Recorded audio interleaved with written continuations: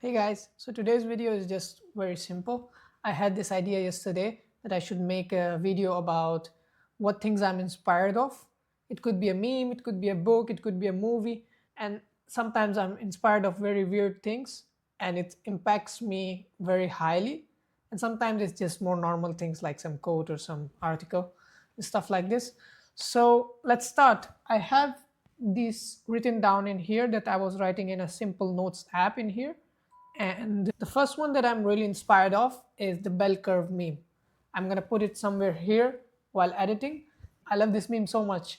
Like, this meme works in every format, every industry, everything. I really love the version of it where it says all the productivity software in the middle and the notes app on the side. Keep it simple, stupid concept, same way. And I could make a bell curve meme about everything. And usually my mental model also works like a bell curve meme. I try to think around after 15 minutes that I must not be on the middle of the bell curve meme. I must always be on the right side.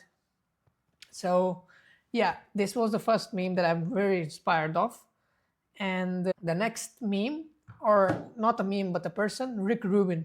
He's been so popular for way before vibe coding too, but now he's like the face of vibe coding. And it's funny because he knows it too and he's using it. And I just love this guy.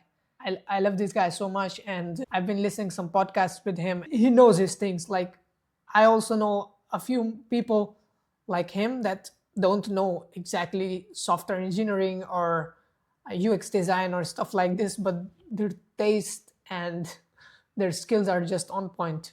He inspires me because I find him similar to me. And the next one, I remember when I watched The Last Dance for the first time, I just kept thinking about it months after months. I kept relating everything with Michael Jordan and excellency and how it was happening in my life. And I just keep recommending The Last Dance to everyone. I watched it like 3 times. I keep going back to my stories because it has a lot of insights of how my mind worked in that time, and the whole Michael Jordan's excellency story and how he used to play every game. It's the first time of some kids watching him for the first time, and he wants to show and prove it to him that he's Michael Jordan. And every day was crazy, just pushing things and just getting things done for his team. And he was like the true powerful force of the whole team and like an excellent athlete. So he's like the best form of excellency study for me. Like, he's been great. And another word that I overuse sometimes, that I should not use that much, but I tend to overuse a lot, is YOLO. I say YOLO every time, wherever I am. Try to find ways to say YOLO. And I even said YOLO in my marriage. And it's been great so far. And this word YOLO comes from you only live once, of course, but I found this word by reading one article from Gregory Osas from Twitter. And this article just fit right into my mind. And I still remember the whole article. And I read it every year. It's like a ritual for me to reread the article again and again.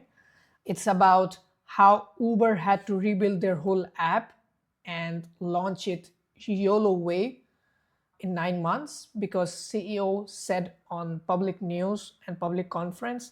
And now it's about ego that he had to relaunch the whole app. And they had to YOLO their way. The team was burnt out. Everyone left after the app was pushed, but the app worked.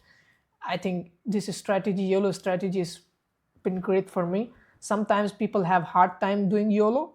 I feel like it's a thrill for me to do YOLO a lot of time. And in my work, in my team, I'm the best person to take hard decision when you need a YOLO. I just go ahead and say, YOLO, let's do it. Let's forget about rules. Let's just go ahead. So this is one more thing that I am really inspired of. I think the most inspired of is the YOLO thing. And the next one is more recent. 3 weeks ago, Andre Karapati tweeted about how agency is more important than intelligence, even though intelligence is also important, but agency is really important. And what would you do if you had 10x intelligence? And also, I found out that I tend to have low agency as I was growing in my work.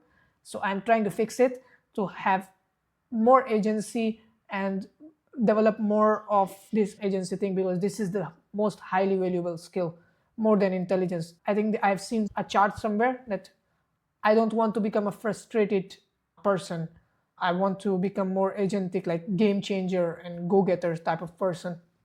So this tweet really made a very high impact on me, and I think I'm really inspired of this tweet. And overall, Andre Karapati too, he makes great videos, and I watch every of his YouTube videos, and he's just doing great.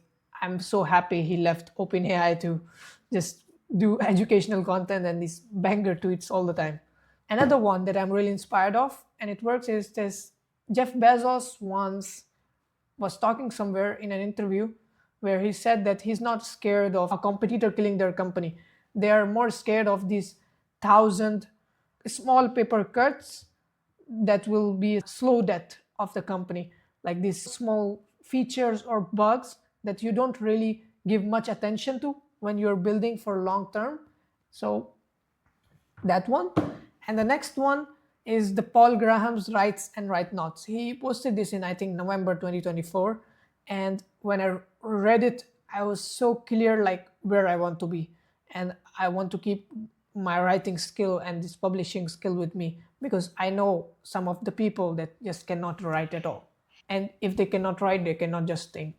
It's sometimes so hard to talk to them. They can only talk in person very well, but they cannot just write. They cannot talk for a long period of time based on communication. And also, if they cannot write like 10 pages about something, I don't think they could even think very well. So writing is thinking. I'm pretty sure about this. And when I read this article, I want to be at the right part. And I think it's a very valuable skill that's going to be scarce in the near future, because ChatGPT is writing almost everything now. So I'm also using ChatGPT a lot for writing, but I still feel that if I'm going to write a book, I'm not going to use ChatGPT. If I'm going to send a message about something, and then the next one would be Things I Don't Know as of 2018 by Dan Abramov. So Dan Abramov is the creator of Redux. It's a React framework for state management. He worked at early Facebook, and he's built a lot of things actually. And I remember reading this article like in 2019, and I was so inspired because he showed his vulnerabilities in public. Plus, he told everyone that, okay, I'm the number one public contributor on GitHub. I'm doing a lot of great stuff. Everyone inspired of me, but these are the things I don't even know. And those were really simple things like CSS grid or CSS flexbox or stuff like this that even I knew. And it felt like really simple. It even felt like almost illegal to not know them.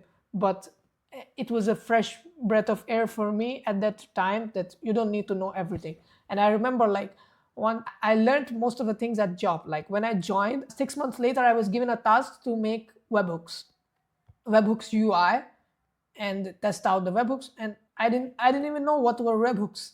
And I remember me being explained like, so that was pretty fun to know. Okay, even after like years of work, you don't even know simpler things like containers or Kubernetes and stuff like this. Yeah, I really like this article. And then the next one is this website I found out, I think, I don't know, 4 months ago. I find this one of the best product landing pages ever, and one of the best UI UX on about a single product. And I think they're earning shit ton of money with it because of how it's formed. And I just look at it and I just say, wow, I should have done this. It's a great idea, but how it's executed is far more greater. I think everyone should be inspired of how to do landing pages and how to do products like this of instant. You don't have to create an account, you don't have to create anything. It's just so seamless. It feels like it constant iterations until they found out this way. And I think it's even better than if Apple have done it. So I just find it so great. It's called video2flip.com. So, and then the next one is this guy, Lambros Petro. And he has this public bookmarks list: read, watch, listen.